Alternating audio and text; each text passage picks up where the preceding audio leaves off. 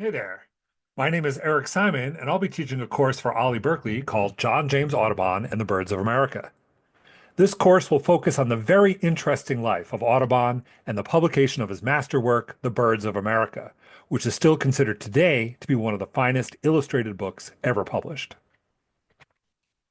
Although best known today as the namesake of the Audubon Society dedicated to the protection of birds and their habitats, Audubon led an interesting and varied life, with several successes and failures before he found his footing as an artist and a representative of the American woodsman.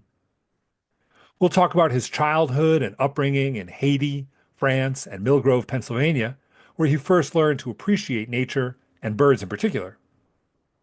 We'll follow his development as an artist over a formative decade, from his earliest surviving boyhood drawings made in France through his 10-year development of his own personal style, which reached its zenith with a new technique that he invented for depicting birds in lifelike poses. This is what I shall ever call my first attempt at drawing from nature, for then even the eye of the kingfisher was as if full of life before me. The technique that Audubon developed allowed him to draw birds from nature in extremely lifelike poses, a feature that clearly distinguished his art from other artist naturalists of the time. We'll follow his travels through America, from Labrador to the Florida Keys and as far west as Galveston, and in later life, the Dakotas. During this time, he was capturing and drawing every bird species he could find. We'll also trace his time in Europe as he traveled to promote and sell his paintings. You'll learn about his methods for collecting and preserving bird specimens, which was key to his success in painting them in a time before cameras or even affordable telescopes. We will also spend time learning about how his prints were actually made using a combination of novel printing techniques and hand painting with watercolors.